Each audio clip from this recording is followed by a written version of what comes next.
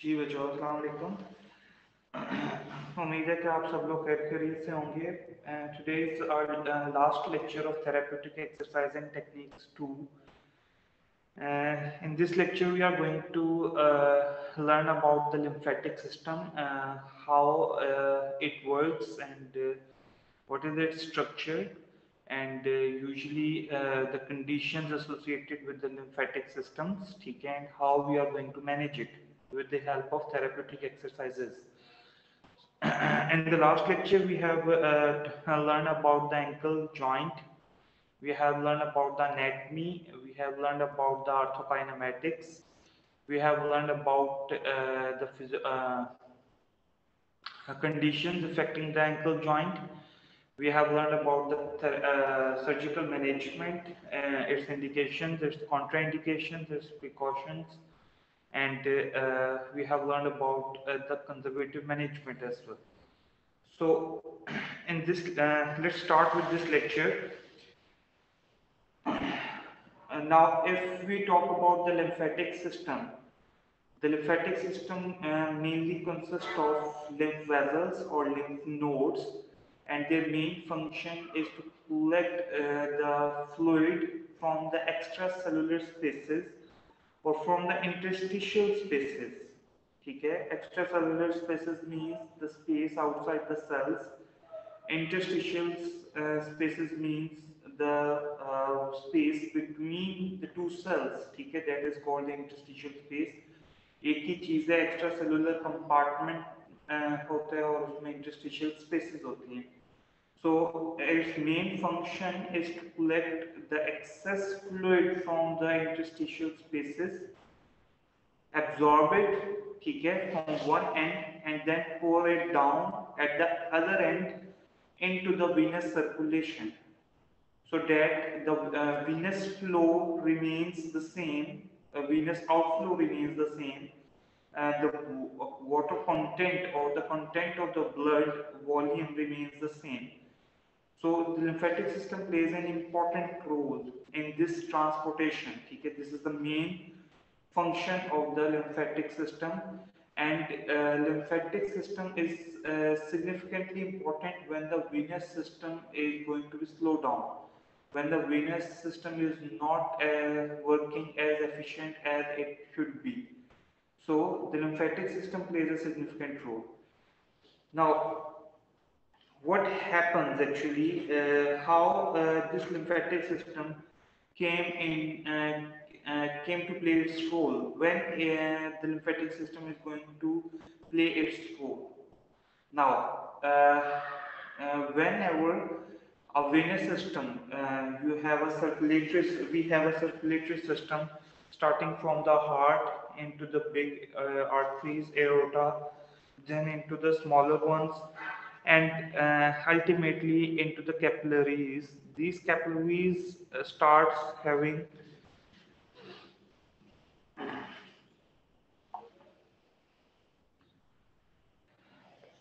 these capillaries have some these capillaries uh, end with venules, and then venules drain into the venous system, into the smaller veins, and then smaller veins into the larger veins, and the veins actually drain into the right atrium of the heart. So what happens actually, whenever you all know that the venous system consists of small valves.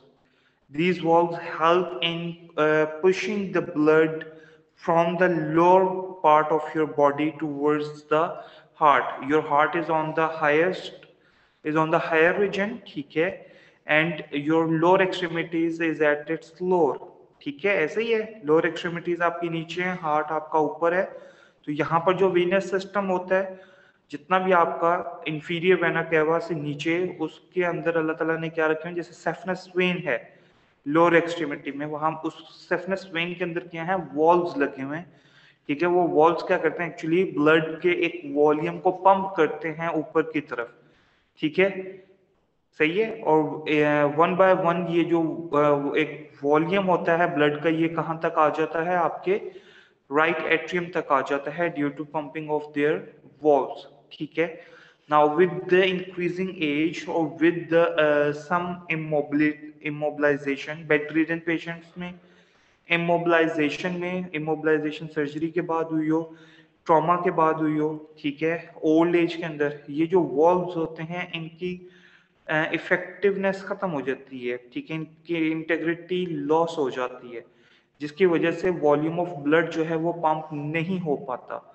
और जब volume of blood pump नहीं हो पाता तो फिर वही जो venous blood है वो कहाँ पर पूल होना शुरू हो जाते हैं, इनटू योर लोअर एक्सट्रीमिटीज। अब जब ब्लड आपका लोअर एक्सट्रीमिटी में स्टेसिस में जाता है तो ब्लड के जो ब्लड के साथ जितनी भी प्रोटीन्स होती हैं, ठीक है, या ये जो वीनस सिस्टम होता है, ठीक है, ये परमिएबल हो जाता है टूवर्ड्स टू द प्रोटीन्स। मतलब जो प्लाज्मा में ये जो आपका इंट्रासेलुलर कंपार्टमेंट है, वेनस कंपार्टमेंट है, इसमें जितनी भी प्रोटीन्स होती हैं ये प्रोटीन्स क्या करती हैं, अपने आप को लूज करना शुरू कर देती हैं, इस सर्कुलेटरी सिस्टम से निकलकर बाहर जाना शुरू कर देती हैं, एक्स्ट्रा सेलुलर स्पेसेस में जाना शुरू कर देती हैं। और जैसे ही ये एक्स्ट्रा सेलुलर स्पेसेस में जाती हैं तो इनके पीछे पीछे इनका वाटर भी आ जाता है, ठीक है। स्टेसिस में रहने की वजह से परमिएबिलिटी ज्यादा होती है और उस परमिएबिलिटी की वजह से जो प्रोटीन्स होती हैं वो लूज कर जाती हैं एक्स्ट्रा सेलुलर स्पेसेस में, और वाटर कंटेंट क्या करते हैं, इन प्रोटीन्स के पीछे जाना शुरू कर देते हैं। तो जैसे जैसे वाटर कंटेंट इनके पीछे जाता है आपका जो एडिमा है, ठीक है, it is going to develop, ठीक है, with the passage of time swelling start हो जाती है। Swelling is obviously in response to a traumatic injury और एन इन्फ्लेमेशन, ठीक है। उस स्वेलिंग को आप प्रोग्रेस कर लो तो that is going to be an edema. Edema worst area को अगर उसने कवर किया हुआ है तो डेट इज एडिमा, ठीक है। इसको लिम्फेडिमा भी बोला जाता है, और लिम्फेडिमा तब भी बोला जाता है जब प्रोटीन्स लूज होके वाटर कंटेंट को भी लूज करवा देती हैं फ्रॉम द इंट्रासेलुलर कंपार्टमेंट, ठीक है। यहां तक बात की समझ आ गई। इस तरह से आपका लिम्फेडिमा डेवलप होता है, और जब ये लिम्फेडिमा आता है तब आपके लिम्फेटिक सिस्टम अपना रोल प्ले करने के लिए आता है। और रोल प्ले वो कैसे करता है कि वो इसी लिम्फ को कैरी करता है और वो इसको हायर वेनस सिस्टम में जाके पोर डाउन करना शुरू कर देता है, ठीक हो गया, ताकि जो ब्लड का वॉल्यूम है वो मेंटेन रह सके, ठीक है। So this is how the lymphatic system is going to play the important role. Now, on an average, a human body consists of almost 700 lymph nodes.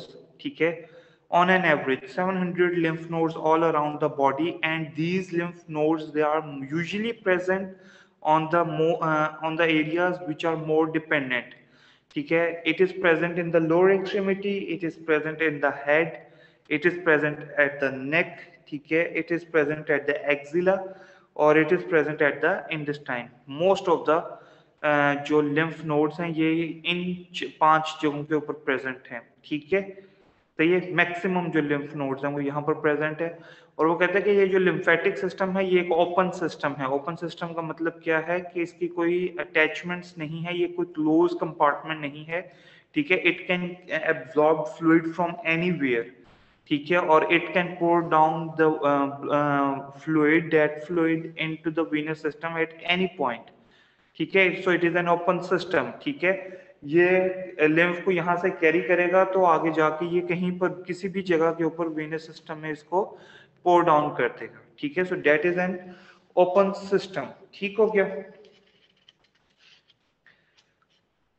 उसके बाद अगर हम बात करें लिम्फ एडिमा की, ठीक है, तो ऑब्वियसली एक्यूमुलेशन ऑफ फ्लूइड, ठीक है, into the interstitial spaces, it is called lymph edema, ठीक है, सिंपली। अब लिम्फ एडिमा की आपको कंपोजिशन का पता है, it consist of proteins and it consist of water, ठीक है। मेनली जो वाटर है कंटेंट है वो आपका लिम्फ एडिमा बना रहा है। Now there are different types of lymph edema, ठीक है। It can be primary lymphedema और it can be secondary lymphedema, ठीक है। दो टाइप्स हैं, प्राइमरी भी और सेकेंडरी भी। अब प्राइमरी लिम्फेडिमा वो लिम्फेडिमा है जो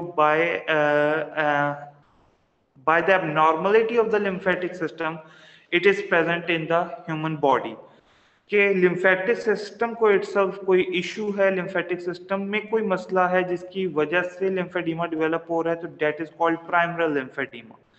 ठीक है।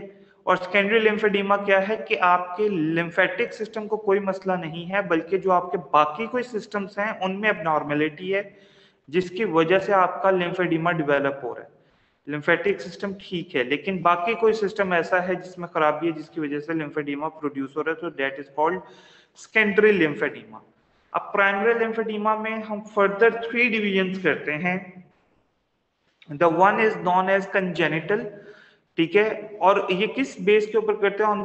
On the basis of age of presentation, कि वो क्या एज होगी जिसमें लिम्फेडिमा प्रेजेंट करता है, उसकी बेसिस के ऊपर हम लोग लिम्फेडिमा को फर्दर 3 टाइप्स में डिवाइड करते हैं। Congenital means lymphedema that is present by birth, ठीक है, आप सबको पता है इस चीज का। Now the second division is precox, ठीक है, PREACOX, प्रीकॉक्स, ठीक है। It is present below the age of 35 years, ठीक है। 35 ईयर्स से पहले अगर लिम्फेडिमा डेवलप हो रहा है, प्रेजेंट हो रहा है, तो डेट इज कॉल्ड प्रीकॉक्स, ठीक है। And the next third division is the tarda, ठीक है। Tarda means whenever the lymphoedema is going to develop, ठीक है, due to the abnormality of the lymphatic system after 35 years of age, that is known as tarda, ठीक है। So this is the classification of the primary lymphoedema, ठीक है। Now, primary lymphedema, females are more affected as compared to males, ठीक है, and lower extremities which are more dependent, they are more commonly affected as compared to upper extremities, ठीक हो गया। Now, secondary lymphedema. If we talk about secondary lymphedema, obviously secondary lymphedema is going to occur as a result of abnormality of another system. For example, if there is a cancer, lymphedema is usually associated with the cancer. Cancer plays an important role in the development of lymphedema, ठीक है, सही है। अब cancer एक cause है, ठीक है, इसके अलावा वो कहते हैं कि कैंसर किस किस चीज का, ब्रेस्ट का, पेल्विस का, ठीक है, और आपके एब्डोमेन का पेल्विस, ठीक है, एब्डोमेन का कैंसर, ये तीनों कैंसर आपके लिम्फेडिमा डेवलप कर सकते हैं। सेकेंडली वो कहते हैं सर्जरी, ठीक है, और इसके अलावा वो कहते हैं कि जी आपका कोई इन्फेक्शन हो, बैक्टीरियल इन्फेक्शन हो या वायरल इन्फेक्शन हो या फिर कोई इन्फ्लेमेशन हो, ठीक है, तो ये सारी चीजें क्या कर सकती हैं, आपका लिम्फेडिमा डेवलप कर सकती हैं, ठीक हो गया, secondary lymphoedema. Now, if we talk about 2 terms, that is lymphangitis and lymphadenitis, ठीक है, तो अगर lymph nodes की inflammation हो जाए तो that is known as lymphadenitis, and अगर lymphatic vessels की inflammation हो जाए तो हम लोग उसको बोलते हैं lymphangitis, ठीक है। ग्रेटर स्मॉल साइज्ड की हो जाए, लिम्फ नोड्स की हो जाए तो डेट इज लिम्फेडेनाइटिस, और अगर ग्रेटर डायमीटर की वेसल्स की हो जाए तो डेट इज कॉल्ड लिम्फेंजाइटिस, ठीक हो गया। Now lymphoedema, what will be the manifestations of lymphedema, means where it is going to occur, ठीक है। So first of all we are going to study the location of the lymphedema, ठीक है। जिस तरीके से पहले लोकेट किया हम लोगों ने कि लिम्फेडिमा ज्यादातर वहां डेवलप होता है जहां पे डिपेंडेंसी बहुत ज्यादा होती है, मींस लोअर एक्सट्रीमिटीज में डिपेंडेंसी बहुत ज्यादा है, हमें वेनस वॉल्स के ऊपर डिपेंड करना पड़ता है ताकि वेनस आउटपुट को बेहतर रखा जा सके, ठीक है, या आपका या यहाँ पे अक्यूमुलेशन ना हो फ्लूइड की, ठीक है। So that is the first one, ठीक है, कि लोअर एक्सट्रीमिटी में कॉमनली अपेयर होता है या मोस्ट कॉमनली इफेक्ट करता है आपकी लोअर एक्सट्रीमिटी को as compare to upper extremity. Secondly distal aspects को ज्यादा इफेक्ट करता है as compare to the proximal aspects, ठीक हो गया। और वो कहते हैं कि जो आपके लोअर एक्सट्रीमिटी है इसमें भी ज्यादातर जो आपका एरिया है, प्लांटर एरिया या dorsal, so dorsal area is usually more affected as compare to the plantar area, ठीक है। सो 3 चीजें बताई हैं मैंने लोकेशन में कि lower extremities as compare to upper extremities, Secondly, distal distal as compared to proximal, and third one is dorsal as compared to the plantar surface. Okay. The second manifestation is the sphericity. Okay. If we talk about the sphericity, we are going to divide the sphericity we are going to divide the stages of the lymphedema on the basis of different types. Okay. There are two actual classifications. Okay. First of all, we will talk about the first classification. Okay.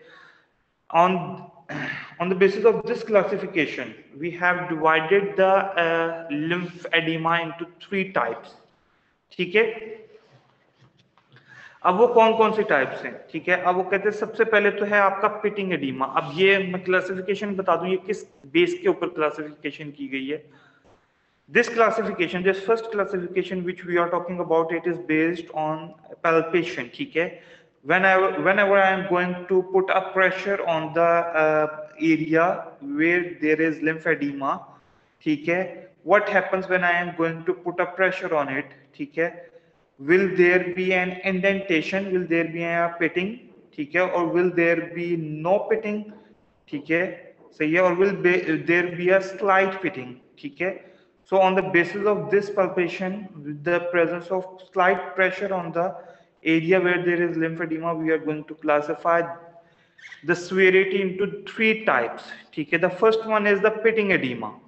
This is the milder type. Okay, pitting means whenever I am going to palpate the area with lymphedema, my pressure of the fingers will create indentation or will create the you can say that pits. Okay, that's why it is known as pitting edema. Okay, now if you completely observe the skin, or if you completely observe the overlying skin, you will note that there will be no fibrotic changes of the skin, and that pitting will remain for several seconds, and after that time that indentation will quietly disappears. Okay, this is called pitting edema. The second type is one that is known as Browne lymphedema. Okay, this Browne lymphedema is actually BRAWNY. ठीक है, Browne edema. ठीक है, वो कहते हैं this is the moderate type of lymphedema. ठीक है, in the severity. Now what happens with the Browne edema? Whenever I am going to palpate it, ठीक है, whenever I am going to palpate the area having lymphedema, it will appear as a harder type. ठीक है, there will be no indentations that are going to produced. There will be no pittings that are going to produce. This is known as Browne edema. Okay. Now when you completely observe the skin or closely observe the overlying skin, you will come to know that there are subcutaneous changes of the skin. There is fibrotic changes that are going to start in the subcutaneous tissues. Okay. The last one is the weeping edema. Okay, this is the most severe type.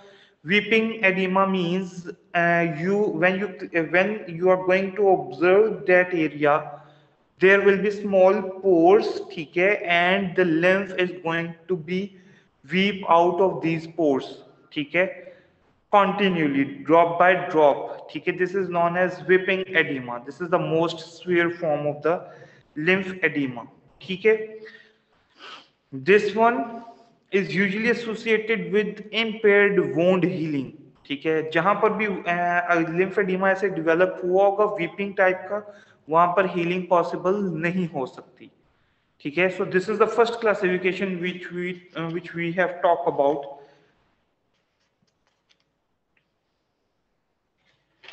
Now if we talk about the second classification, that is the staging. ठीक है, now this staging is based on the time period. ठीक है, on the basis of time period, we are going to divide the lymphedema into different types. The first one is the latency latency period. Now this latency period, this is in this period, this is there is no swelling at all, ठीक है, कोई भी swelling नहीं होती.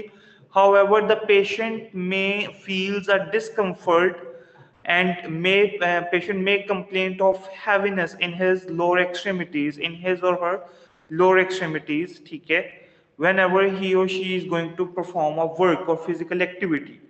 ठीक है, लेकिन जैसे ही वो रेस्ट की तरफ जाता है, सीधा लेटता है, तो उसकी वो हैवीनेस खत्म हो जाती है.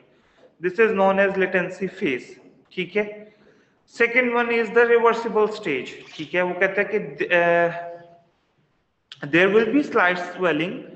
ठीक है, अब हैवीनेस वाली कंडीशन ही होगी, स्लाइड स्वेलिंग होगी पेशेंट को. ठीक है, लेकिन वो जो स्लाइड स्वेलिंग है, जब भी पेशेंट लेट के एलिवेशन करेगा, ठीक है, तो वो जो स्वेलिंग है वो रिड्यूस हो जाएगी. ठीक है, और आपको वो कहते हैं कि there will be no fibrotic changes of the skin and swelling is usually soft in nature. ठीक है, it is not going to be harder. ठीक है, these are the two phases. The next phase is the irreversible stage. ठीक है, spontaneously irreversible stage. In this spontaneously irreversible stage, you are going to see that the swelling becomes harder. The swelling is not soft. There will be no pettings. ठीक है, there will be fibrotic changes of the overlying skin. ठीक है, and there is a positive stammer sign. ठीक है, positive stammer sign क्या होता है? And this is the sphere form. This stage is the sphere form of the lymphedema. Stammer क्या होता है कि when you are going to like this. ठीक है, ये देखें, जब भी हम दो फिंगर से किसी भी स्किन को रिंकल करने की कोशिश करते हैं या पिक करने की कोशिश करते हैं, तो हमारे रिंकल्स डेवलप होना शुरू हो जाते हैं. ठीक है, वो कोई भी स्किन हो, वो कोई भी एरिया हो, ठीक है, हमारे रिंकल्स डेवलप होना शुरू हो जाते हैं. लेकिन जहां पर स्वेलिंग होती है, अगर आप स्किन को पिक करने की कोशिश करोगे तो कोई रिंकलिंग अपेयर ना हो, that is known as Stemmer sign, positive Stemmer sign. ठीक है, so irreversible is characterized by when the swelling is becoming harder, when the overlying skin is going to show fibrotic changes. ठीक है, and there is a positive stammer sign. ठीक है, this one is the irreversible condition. The last one is irreversible stage. The last one is known as the lymphostatic elephantiasis. ठीक है, elephantiasis से मुराद क्या है कि going to compare it with the elephant. ठीक है, so lymphostatic elephantiasis का मतलब इसमें क्या होगा? वो कहते हैं कि there will be an increase in the limb volume. ठीक है, आपको जो लिम्ब का वॉल्यूम है उसमें इंक्रीज हो जाएगा. स्किन में बहुत सारी चेंजेस आना शुरू हो जाएंगी. ठीक है, स्किन आपकी कंप्लीटली चेंज हो जाएगी फाइब्रोसिस की वजह से. And lastly there will be bacterial infections and there will be viral infections as well. ठीक है, इसमें भी स्टेमर साइन आपका क्या होगा? पॉजिटिव होगा. So on the basis of presentation, on the basis of time period, time elapsed, ठीक है, we have divided the lymphedema into 4 different types. ठीक हो गया? Now moving towards the next section, ठीक है, we have talked about the location, we have talked about the severity. Now the next one is it will increase the weight of the limb. ठीक है, this lymphedema is going to increase the weight of the limb. How it will increase the weight? It will increase the volume of the fluid there. ठीक है, it will increase the size, the diameters of the thighs or the extremities. ठीक है, of the area. ठीक है, उसको increase कर देगा, diameter को भी increase कर देगा, और ultimately it will increases the whole weight of that limb. ठीक है, so this is the manifestation, the third manifestation of the lymphedema. The second manifestation of lymphedema is the sensory disturbances which are going to occur due to swelling.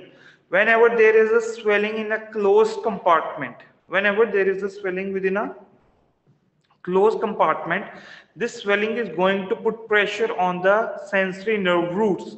Your sensory nerve roots are free nerve endings, okay? They are not even encapsulated. So this fluid is going to put pressure on the free nerve endings, and ultimately the free nerve endings irritated and start sending pain impulses, okay? There will be an increased perception of pain, okay? And after that there will be reduced sensory sensations due to continuous pressure, continuous damage to the free nerve endings. There will be reduced sensations, okay? Ultimately there will be paresthesia, numbness and tingling sensations, okay? The next manifestation of the lymphedema is obviously whenever there is a swelling around in an area, there will be a decreased movement, okay? There will be a limited range of motion, and at the last there will be a decreased resistance to fatigue. Such patients are going to develop fatigue more frequently and more at a rapid pace, okay? Whenever that patient is going to perform a work, okay, they are going to have a rest, okay, at the end of the exercise. So this is all about the types of the lymphedema. Now, how you are going to perform the physical examination. First of all, you are going to start with the history. आप सबको पता है history किस तरीके से लेते हैं. Then you are going to perform a systematic review. ठीक है, systematic review में मतलब क्या है systems review का, कि इसमें जितने भी multiple systems हैं 13, 14 उन systems को सारों को questions पूछकर हम लोग check करते हैं, ठीक है. And the last one is the pure physical examination which you have to perform, ठीक है. Now, this first measurement you are going to perform is the girth measurement. Width, WIDTH, width के measurement करना, girth measurement करना एक ही बात है. You are going to measure the width, ठीक है. And हमेशा हम width उस जगह से चेक करते हैं जो anatomical landmark हो. For example, lateral malleolus है, medial malleolus है. So these are actually the landmarks, ठीक है. आपका tibial tuberosity है, that is a landmark, ठीक है. So where there is a landmark, fibular head, that is also a landmark. So where there is a landmark, you are going to choose with that area to measure the width. If not, ठीक है, then you are going to perform it with reference points, ठीक है. आप क्या करोगे कि पूरी एक जो लेग होगी या पूरा जो एक एरिया होगा, आप उसको डिवाइड कर लोगे 3 हिस्सों में प्रॉपर मेजरमेंट के साथ, और फिर आप उन मेजरमेंट्स के ऊपर उसको क्या करोगे, विड्थ को मेजर करोगे, और सेम आप रिपीट करोगे विद द ऑपोजिट लेग. ठीक हो गया. Now second one is the volumetric measurement. Volumetric measurement एक पुराना तरीका है, ठीक है. It is also reliable. इसमें हम लोग वॉल्यूम को मेजर करते हैं. अब वॉल्यूम को कैसे मेजर किया जाता है, वो कहते हैं कि आपने एक बड़ा सारा कैन लेना है जिसके अंदर आपने जिसको आपने वाटर से भर देना है, ठीक है. उसके बाद आपने उस वाटर के अंदर, आपको पता है इसके अंदर कितना वाटर है, let's say 20 litres of water is in there in the can, ठीक है. और अब आपने क्या करना है, उसी कैन के अंदर आपने जो भी एरिया है जिसमें स्वेलिंग है, आपने उस एरिया को क्या करना है, इमर्स करना है इनटू दैट वाटर, ठीक है. तो उस इमर्जन की वजह से जितना फ्लूइड आपका डिस्प्लेस होगा, ठीक है, जितना फ्लूइड आपका लॉस होगा, आप बाकी फ्लूइड को कैलकुलेट कर लोगे, ठीक है. लेट्स से 20 लीटर वॉल्यूम था, 20 लीटर वाटर था, और eight the and it is have 300 जो आपका इसका एट द एंड उसमें क्या होगा, 15 लीटर वॉल्यूम प्रेजेंट होगा, 5 लीटर का वॉल्यूम जो है वो डिस्प्लेस हो गया. So that is known as volumetric measurement. The next one is the bio impedance measurement, ठीक है. बायो इम्पिडेंस मेजरमेंट क्या कहलाती है? बायो इम्पिडेंस मेजरमेंट कहती है कि आपने with the help of electrical activity you are going to check the swelling, you are going to check the lymphedema. Now what happens with the electrical activity, you actually place 2 electrodes, ठीक है, on the area, and electrical activity is going to enter into the body or into the skin from one electrode and then passes towards the next electrode. Simple सा काम है, लेकिन होता क्या है इसमें कि where there is swelling, ठीक है, there will be reduced activity. ठीक हो गया? So this is known as the physical examination, what you are going to perform with this. Now the next one is the management. How you are going to manage the lymphedema? You are going to manage the lymphedema with the help of an external pressure, ठीक है, with the help of an increase in external pressure. And this increase in external pressure will compresses the veins, will compresses the lymph against each other and and push the lymph, ठीक है, to move towards the upper area. Now, how you are going to perform how you are going to increase the external pressure? The first technique is the manual drainage, ठीक है. As a doctor, you are going to perform manual drainage. Manually, you are going to start with increasing pressure, and at the upper end, you are going to decrease that pressure, ठीक है. So that there will be a gradient from higher towards lower, and the fluid is going to move up to the order. Second one is compression therapies. Compression therapies में आपको stockings मिल जाती हैं, ठीक है, आपको socks मिल जाती हैं, ठीक है, जो कि कंप्रेशन देती हैं. आपको क्रेप बैंडेज मिल जाती है, आप क्रेप बैंडेज से खुद भी प्रेशर अप्लाई कर सकते हो, ठीक है. थर्ड लास्ट में आपके पास क्या आ जाती है? एलिवेशन आ जाती है, ठीक है, और उसके बाद आपके पास डायनामिक प्रेशर आ जाता है, ठीक है. अब वो कहते हैं कि ये जो डायनामिक आपकी कंप्रेशन है, ये क्या है? डायनामिक कंप्रेशन वो है कि जब एक पेशेंट जो है वो वॉक करता है या कोई वो फिजिकल एक्टिविटी करता है, तो eight the end of the day, ठीक है, उसकी फिजिकल एक्टिविटी उसके लिम्फेडिमा को बढ़ाती नहीं है, बल्कि उसकी लिम्फेडिमा को डायनामिक कंप्रेशन देती है. मसल्स जो हैं वो कॉन्ट्रैक्ट और रिलैक्स करते हैं, जिसकी वजह से पंपिंग इफेक्ट आता है और आपका लिम्फेडिमा क्या होता है, कम होना शुरू हो जाता है. And the last one is the elevation. Obviously, elevation, how it is going to decrease, you all know that, from higher pressure towards the lower pressure. Now, there is a comprehensive regime, ठीक है, for management of lymphedema, ठीक है, जिसको हम बोलते हैं कि that is a complex decongestive therapy, CDT, complex decongestive therapy, ठीक है. This is a regime, ठीक है, which you are going to follow to manage a patient with lymphedema. There are two stages, ठीक है, of this regime, ठीक है, this conservative management. The first one is the reduction, ठीक है, and the second phase is the long-term reduction or long-term management, ठीक है. First term क्या है? आपकी शॉर्ट टर्म रिडक्शन है कि आपने किस तरीके से उसको रिड्यूस करना है, और सेकेंडली उसके पास क्या है? आपके पास लॉन्ग टर्म मैनेजमेंट है, ठीक है. सो फर्स्ट फेज में क्या होता है? वो कहता है करेक्टर्स.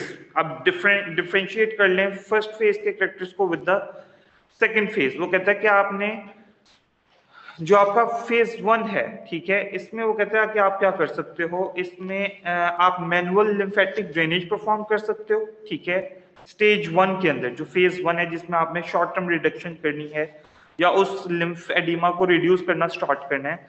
सो पहले में आप क्या कर सकते हो कि आप मैनुअल ड्रेनेज परफॉर्म कर सकते हो. इसके अलावा आप मल्टीपल लेयर कंप्रेशन की, मल्टीपल लेयर्स कंप्रेशन, जिसमें मल्टीपल जो लेयर्स हैं 1 बाय 1 जो है वो कंप्रेशन को ऐड करते जाएं. सो मल्टीपल लेयर की जो कंप्रेशन है, ठीक है, आप उसको यूज कर सकते हो एज अ स्टॉकिंग, ठीक है, एज अ कंप्रेशन थेरेपी, ठीक है. थर्ड क्या है? आप एक्सरसाइजेस परफॉर्म करवाओगे, ठीक है. एक्सरसाइजेस वो होंगी जो कि आपके लिम्फेडिमा को रिड्यूस करें. और लास्ट में क्या है कि आपके स्किन एंड नेल केयर, ठीक है, आप skin and nail care perform करवाओगे, ठीक है. This is the first during the first phase. During the second phase आप क्या करोगे कि मैनुअल ड्रेनेज जो है, जो आपने फर्स्ट फेज में की थी, अब वही मैनुअल ड्रेनेज जो है वो पेशेंट खुद करना शुरू करेगा, ठीक है।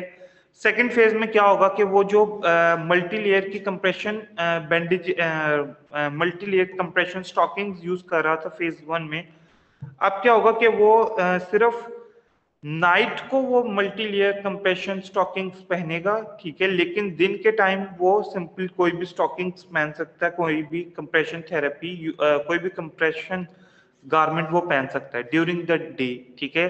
लेकिन जो मल्टी लेयर कंप्रेशन स्टॉकिंग्स हैं वो आप सिर्फ रात में पहनेगा। फेज 1 में वो ऑल द डे वही पहन रहा था, लेकिन इसमें जो सेकंड फेज है इसमें सिर्फ वो रात को पहन रहा है, सुबह को नहीं पहन रहा, ठीक है। इसके अलावा वो कहते हैं कि एक्सरसाइजेज खुद से वो एक्सरसाइजेज परफॉर्म करवाएगा, ठीक है, अब उसको किसी उसकी जरूरत नहीं पड़ेगी। और अल्टीमेटली वो कहता है कि जी आप क्या करवाओगे, skin and nail care perform करवाओगे जिस तरीके से आपने फेज 1 में परफॉर्म करवाई थी। सो this is the difference between the phase 1 and the phase 2, ठीक है। The one is the short-term management and the other one is the long-term management, but both of these phases are involved in the management. Both of these are involved in the treatment therapy and treatment or in therapy of the lymphedema. Now, if we talk about the pressure, ठीक है, phase 1 में क्या pressure हम use करेंगे, phase 2 में क्या pressure use करेंगे। अब वो कहते हैं कि फेज 1 के अंदर हमने लो रेस्टिंग प्रेशर यूज करना है, लेकिन ऐसा प्रेशर यूज करना है जो वर्किंग के वक्त ज्यादा हो जाए, ठीक है। ये फेज 1 में हमने प्रेशर यूज करना है, ठीक है। आपने अक्सर क्या देखा होगा कि अगर आप कोई टाइट क्लोथिंग पहनते हो, ये टाइट बाजू होता है, ठीक है, जब भी आप वर्क कोई एक्टिविटी परफॉर्म करना शुरू करते हो तो वो ही टाइटनेस ज्यादा फील होना शुरू हो जाती है। तो इट मीन्स डैट कि आपने जब रैपिंग जरा टाइट तरीके से करनी है, ठीक है, तो वो रेस्ट के वक्त प्रेशर को कम रखेगा, लेकिन at the end of the day when he और she is going to perform physical activity, वो आपका प्रेशर ज्यादा हो जाता है उस फिजिकल एक्टिविटी की वजह से, ठीक है। और जो फेज 2 है उसमें वो कहते हैं कि आपने प्रेशर जो है वो लो ही रखना होता है through out the day and through out the night, ठीक है। इसमें वो कहता है कि आपने वर्किंग प्रेशर नहीं रखना या नाइट प्रेशर नहीं रखना। समझ आ गई बात की। Now we have divided the pressures as well, ठीक है, कि हम प्रेशर्स को कैसे कैसे यूज कर सकते हैं, ठीक है। प्रेशर्स को हम लोगों ने 4 डिफरेंट क्लासेस में डिवाइड किया है। जो आपके क्लास 1 है इसमें जो प्रेशर होता है that is 20 to 30 millimetre of mercury, class 2 में 30 से 40 मिलीमीटर ऑफ मर्करी, क्लास 3 में 40 से 50 एंड क्लास 4 के अंदर 50 से 60 मिलीमीटर ऑफ मर्करी, ठीक है। So these are the pressures required, ठीक है। अब वो कहते हैं जो क्लास 1 है वो हम लोअर एक्सट्रीमिटी के लिए तो यूज ही नहीं कर सकते, वो हम यूज करेंगे सिर्फ अपर एक्सट्रीमिटी के लिए, ऑब्वियसली प्रेशर ही बहुत कम है, ठीक है। सेकेंडली वो कहते हैं कि जी आपका जो क्लास 2 है, ठीक है, वो हम लोग लोअर एक्सट्रीमिटी के लिए यूज करेंगे, लेकिन मिनिमम, जब मिनिमम लिम्फेडिमा होगा, ठीक है, माइल्ड टाइप का लिम्फेडिमा होगा, तब हम सेकंड ग्रेड को यूज करेंगे, लेकिन जो थर्ड ग्रेड है उसको हम तब यूज करेंगे, ठीक है, जबकि अपर एक्सट्रीमिटी में स्वेयर किस्म का लिम्फेडिमा है, ठीक है। थर्ड टाइप, थर्ड क्लास में जिसमें प्रेशर आपका 40 से 50 मिलीमीटर ऑफ मर्क्यूरी हो जाता है, इसको वो कहते हैं कि हम लोग लोअर एक्सट्रीमिटीज में यूज करते हैं, ठीक है, कंप्लीटली, ठीक है। और ज्यादातर मॉडरेट टाइप की लोअर एक्सट्रीमिटी, मॉडरेट टाइप की लिम्फेडिमा के लिए। And the last one is the class 4 जिसमें जो प्रेशर है वो 50 से 60 मिलीमीटर ऑफ मर्क्यूरी हो जाता है, ठीक है। इसमें वो कहते हैं कि हम लोग लोअर एक्सट्रीमिटी के लिए यूज करते हैं और स्वेयर टाइप्स के लिए यूज करते हैं। लोअर एक्सट्रीमिटी में जब स्वेयर टाइप्स हो जाती हैं आपकी, जब स्वेयर टाइप हो जाती है आपकी लिम्फेडिमा की, ठीक है, तो उसमें आपको कहता है कि क्लास 4 आपकी यूज होती है। सर ये जरा दोबारा बता दें एक्सट्रीमिटीज वाला। एक्सट्रीमिटीज जो प्रेशर है ना बेटा, हम लोगों ने उस प्रेशर को डिवाइड किया, क्लासिफाई किया है इनटू डिफरेंट टाइप्स। 4 क्लासेस हैं, ठीक है, और हर क्लास के अंदर डिफरेंस है 10 मिलीमीटर ऑफ मर्करी का। जो क्लास 1 है वो है 20 से 30 मिलीमीटर ऑफ मर्करी, ठीक है। क्लास 2 है वो 30 से 40 मिलीमीटर ऑफ मर्करी है, क्लास 3 40 से 50 है, एंड क्लास 4 जो है वो 50 से 60 मिलीमीटर ऑफ मर्करी है, ठीक है। So on the basis of difference between the pressures, ठीक है। अब वो कहते हैं जो क्लास 1 है जिसमें प्रेशर 20 से 30 मिलीमीटर ऑफ मर्करी है, वो आपका अपर एक्सट्रीमिटी के लिए सिर्फ यूज होता है, लोअर एक्सट्रीमिटी के लिए यूज नहीं हो सकता। क्यों नहीं यूज हो सकता? क्योंकि प्रेशर बहुत कम है, ठीक है, सही। This is the first class. Second class क्या कहती है, जिसमें प्रेशर जो है वो 30 से 40 मिलीमीटर ऑफ मर्करी हो जाता है, वो कहते हैं कि ये आपका लोअर एक्सट्रीमिटी के लिए यूज हो सकता है, लेकिन सिर्फ माइल्ड टाइप ऑफ लिम्फेडिमा के लिए, when there is a milder type, ठीक है। लेकिन वो कहते हैं ये जो अपर एक्सट्रीमिटी की सीवियर टाइप है उसको भी ट्रीट कर सकते हैं, सेकेंड जो क्लास है। अब देखो ना बेटा, डिफरेंस आ गया डिपेंडेंसी में। लोअर एक्सट्रीमिटी में डिपेंडेंसी ज्यादा है as compare to upper extremity, तो अपर एक्सट्रीमिटी में हल्का प्रेशर भी यूज हो जाएगा, लेकिन लोअर एक्सट्रीमिटी में जब तक कि वो एडिक्वेट प्रेशर यूज नहीं होगा तब तक आपका लिम्फेटिक ड्रेनेज जो है वो बेहतर नहीं होगा, ठीक है। समझ आई बेटा बात की? जो थर्ड क्लास है उसमें आपका जो लिम्फेटिक जो प्रेशर है that is 40 to 50 millimetre of mercury, और वो आपकी लोअर एक्सट्रीमिटी के लिए, पर्टिकुलरली लोअर एक्सट्रीमिटी के लिए यूज होता है, आपकी अपर एक्सट्रीमिटी के लिए यूज नहीं होता। लोअर एक्सट्रीमिटी के लिए यूज होता है लेकिन जब मॉडरेट टाइप की लिम्फेडिमा होता है, ठीक है। और जो लास्ट क्लास है जिसमें 50 से 60 मिलीमीटर ऑफ मर्करी होता है, ठीक है, उसमें जो है आपका प्रेशर तब यूज होता है जब आपके लोअर एक्सट्रीमिटी का सीवियर किस्म का लिम्फेडिमा, ठीक है, तब उसका वो प्रेशर ठीक होता है। ठीक हो गया? यहां तक बात की समझ आ गई? Yes, sir. So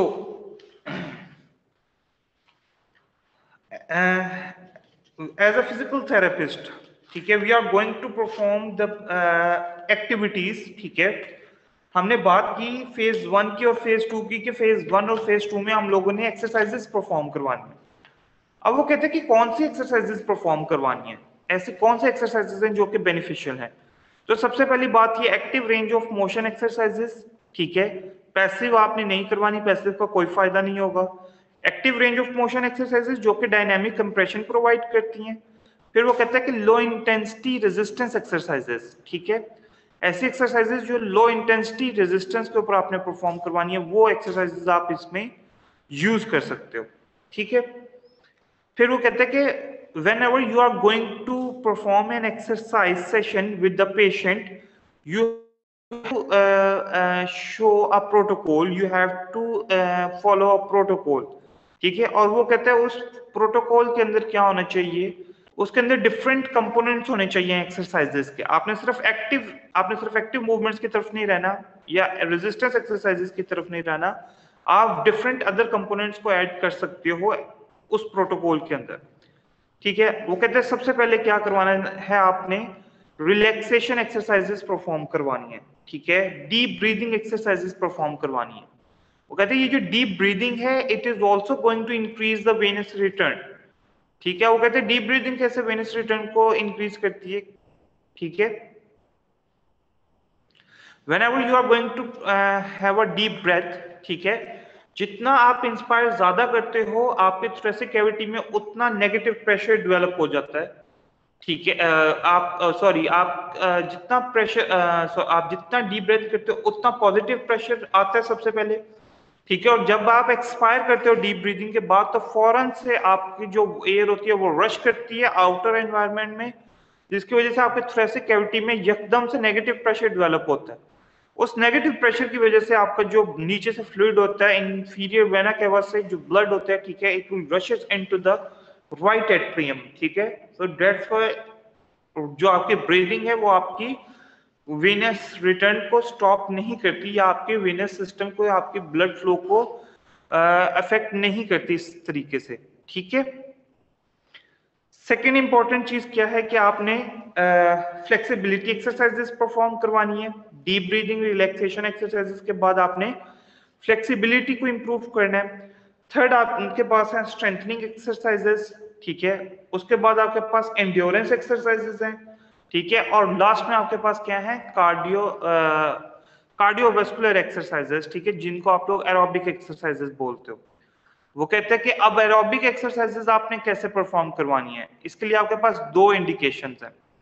वो कहते हैं जब तो लिम्फेडिमा डेवलप हो जाए, ठीक है, डेवलप हुआ हो, तो आपने heart rate, maximum heart rate जो अचीव करना है वो आपका कितना होना चाहिए, 50% होना चाहिए, 40 से 50% होना चाहिए। लेट्स से एक पेशेंट का हार्ट रेट रहता है 80, ठीक है, उसमें लिम्फेडिमा डेवलप हो गया, तो अब आपने उसको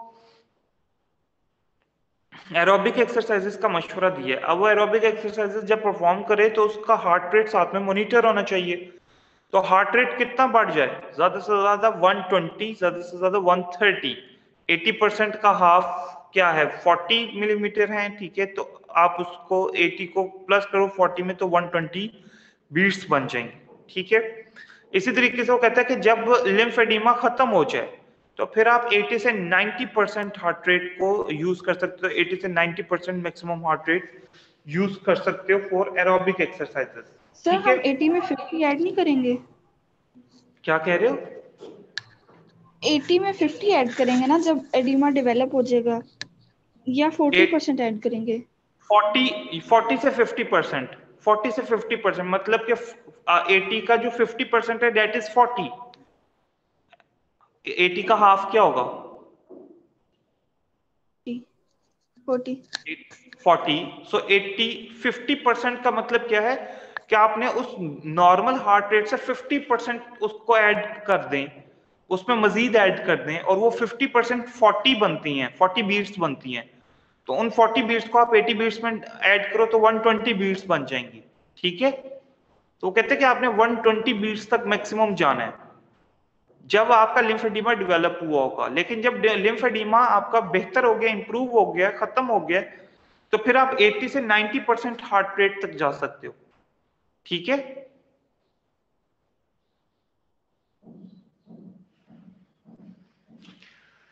नाउ वो कहते हैं कि how you are going to start the exercises, ठीक है। सबसे पहले वो कहते हैं आपका प्रिपेरेटरी फेज आता है। प्रिपेरेटरी फेज जो है वो कहता है कि आपका 20 से 30 मिनट्स का होना चाहिए, ठीक है। और उसमें वो कहते हैं कि आपका एक दिन में आप उसको ट्वाइसली परफॉर्म करवा सकते हो, ठीक है, 2 दफा परफॉर्म करवा सकते हो उस प्रिपेरेटरी सेशन को, ठीक है। अब थर्ड नेक्स्ट क्या है, वो कहते हैं कि आपने एक्सरसाइजेस के वक्त किन चीजों का ख्याल रखना है, ठीक है। अब वो कहते हैं कि आपने एक्सरसाइजेस के वक्त पेशेंट को कंप्रेशन बैंडेजेस पहना के एक्सरसाइजेस करवानी है, कंप्रेशन स्टॉकिंग्स यूज करवाते हुए आपने एक्सरसाइजेस करवानी, ठीक है। फिर उसके बाद वो कहते हैं कि आपके पास एक स्पेसिफिक ऑर्डर होना चाहिए एक्सरसाइज का। Means you are going to start with the ankle, then you are going to start then you are going to progress with the knee, then you are going to progress with the hip, then you are going to progress with the pelvis, then you are going to progress with the trunk and so on। इस तरह नहीं होना चाहिए ankle के बाद आपने hip कर लिया, हिप के बाद दोबारा एंकल कर लिया, फिर नी कर लिया और फिर कुछ और कर लिया। So you have a specific order of exercise, ठीक है। थर्ड क्या है, वो कहते हैं कि आपने इतनी इस स्पीड के अंदर एक्सरसाइज परफॉर्म करवानी है कि वो जो कंप्लीट एक रेपिटेशन हो, ठीक है, वो 1 से 2 सेकंड की होनी चाहिए, कम से कम 1 से 2 सेकंड की जरूर होनी चाहिए, इससे कम सेकंड्स की नहीं होनी चाहिए, ठीक है, जो मूवमेंट की रेपिटेशन है। फिर उसके बाद आपको वो कहते हैं कि जी आपने ऐसी एक्टिविटी परफॉर्म करवानी है जिससे पेशेंट को पेन ना स्टार्ट हो जाए। मतलब आपने पेशेंट को इतनी फिजिकल एक्टिविटी स्टार्ट नहीं करवा देनी कि उसको खुद से पेन होना शुरू हो जाए, ठीक है।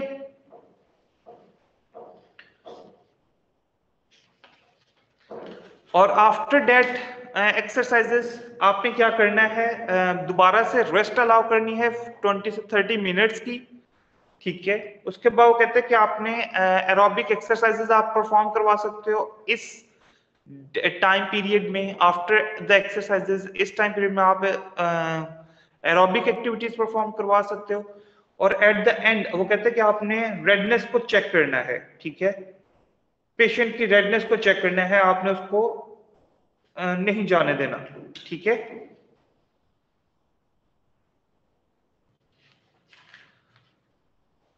So it is all about today's lecture. This is the last lecture of the therapeutic exercise and techniques 2. बेटा अगर कोई क्वेश्चन है तो बताएं। सर आपने जब लेक्चर स्टार्ट किया था ना, उसका जो शुरू के 5 मिनट थे वो मेरा मिस हो गया था, अगर आप रिपीट कर सकते हैं तो। जब आपने प्राइमरी और सेकेंडरी के बारे में बताया था एडिमा का। उससे पहले हाँ जी, अच्छा बिल्कुल स्टार्ट के 5 मिनट्स का। अच्छा, प्राइमरी और सेकेंडरी से पहले जो मेन जो चीज थी, that is about the anatomy, that is about the function. अगर एनाटमी की बात करें तो लिम्फेटिक सिस्टम जो है it is composed of number of lymph vessels and lymph nodes. Usually एक ह्यूमन बॉडी में 600 से 700 लिम्फ नोड्स होती हैं, ठीक है। और लिम्फेटिक सिस्टम एक ओपन सिस्टम के तौर पर प्रेजेंट होता है। ओपन सिस्टम का मतलब क्या है कि वो कहीं से भी किसी भी डायरेक्शन से लिम्फ को एब्जॉर्ब कर सकता है और वो किसी भी जगह से लिम्फ को वेनस सर्कुलेशन में ड्रॉप कर सकता है, पोर डाउन कर सकता है। तो it is an open system, ठीक है। और ये यूजुअली सर्कुलेटरी सिस्टम के साथ साथ होता है प्रेजेंट, ठीक है। समझ आ गई बात की। नेक्स्ट वो कहते हैं कि जो लिम्फेटिक सिस्टम, जो मोस्टली जो लिम्फ नोड्स हैं, जैसे हमने बात की कि 600 से 700 लिम्फ नोड्स प्रेजेंट होती हैं, तो मोस्टली जो लिम्फ नोड्स है वो कहां पर प्रेजेंट होती हैं? आपके हेड रीजन में, आपके नेक रीजन में, आपके एक्सिला में, ठीक है, इंटेस्टाइन्स की अराउंड, ठीक है, और आपकी ग्रोइन रीजन में। ये 5 एरियाज ऐसे हैं जहां पर मैक्सिमम आपकी जो लिम्फ नोड्स हैं वो प्रेजेंट हैं, ठीक है। So this is the anatomy. Function क्या है लिम्फेटिक सिस्टम का? फंक्शन लिम्फेटिक सिस्टम का ये है कि जब भी फ्लूइड ने एक्यूमुलेट होना है एक्स्ट्रा सेलुलर स्पेस में, तो उसने उस स्पेस में से उस फ्लूइड को इकट्ठा करके वापस कहां भेजना है? वीनस सिस्टम में भेजना है। This is the main function.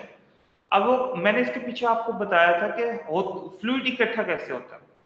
Fluid इकट्ठा तब होता है जब आपका जो ब्लड है that is going to start from the big arteries into the medium into the small and ultimately into the capillaries, और उस कैपिलरीज के बाद आपके venules and then smaller and then larger veins, ठीक है। वो कहते हैं कि due to immobilisation as a result of an accident, as a result of traumatic injury, ठीक है। और वो कहते हैं कि ड्यू टू सर्जरी, अगर आपकी प्रोलॉन्ग इमोबिलाइजेशन है, अगर पेशेंट बेड रिडन है, तो फिर क्या होता है? आपकी जो वेन्स होती हैं उनमें स्टेसिस आना शुरू हो जाता है। जो वेन में जो ब्लड होता है वो स्टैटिक रहना शुरू हो जाता है, क्योंकि वेन्स के अंदर एक्चुअली अल्लाह ताला ने पंप्स रखे हुए हैं, ठीक है। वो पंप क्या करते हैं? खास वॉल्यूम ऑफ फ्लूइड को पंप करते हैं ऊपर की तरफ, ठीक है, जिसकी वजह से जो वॉल्यूम ऑफ ब्लड है वो आपका राइट एट्रियम में आता जाता है, ठीक है। लेकिन वो कहता है कि बेड रिडन होने की वजह से, प्रोलॉन्ग इमोबिलाइजेशन की वजह से, इंक्रीज एज की वजह से, ये जो पंपिंग इफेक्टिवनेस है, ये जो पंप्स अल्लाह ताला ने रखे हुए हैं, ये सारे क्या हो जाते हैं? लूज हो जाते हैं। इनको हम लोग वॉल्व्स बोलते हैं। सेफनस वेन के अंदर वॉल्व्स हैं, आपने पढ़ा भी होगा कि there are 12 to 14 in numbers, ठीक है, ऑल अलोंग सेफनस वेन, जो कि एक्चुअली हर एक उस फ्लूइड के वॉल्यूम को, कॉलम ऑफ फ्लूइड को ऊपर की तरफ भेजते हैं, ठीक है। और वो कहते हैं वो जो वॉल्स होते हैं वो क्या हो जाते हैं विद द एज, वो उनकी जो इफेक्टिवनेस होती है, जो कैपेबिलिटी होती है, वो क्या हो जाती है? कम होना शुरू हो जाती है और वो लूज हो जाते हैं। उस लूजनिंग की वजह से जो फ्लूइड होता है वो स्टेसिस में रहता है, और जब वो फ्लूइड स्टेसिस में रहता है तो एक्चुअली क्या होता है? वहां की जो वेजल्स की मेम्ब्रेन्स हैं वो परमिएबल हो जाती है, ठीक है। परमिएबल किसको? To the proteins. अब जो कंपार्टमेंट, फ्लूइड कंपार्टमेंट के अंदर, ये जो ब्लड कंपार्टमेंट है, वेजल कंपार्टमेंट है, इसके अंदर जो प्लाज्मा है, जो प्रोटीन है, जो रेड ब्लड सेल्स हैं, इनमें से यूजुअली जो प्रोटीन्स होती हैं ये क्या करती हैं? ये बाहर चली जाती हैं, ठीक है। जब ये बाहर चली जाती हैं तो ये अपने साथ साथ वाटर को अट्रैक्ट करती हैं, और जैसे जैसे प्रोटीन्स बाहर जाती हैं वैसे वैसे वाटर का कंटेंट भी बाहर आता जाता है, ठीक है। So this is what it is going to happen with the lymphedema. इसी तरीके से आपका लिम्फेडिमा डेवलप होता है, ठीक है बच्चों। Okay sir.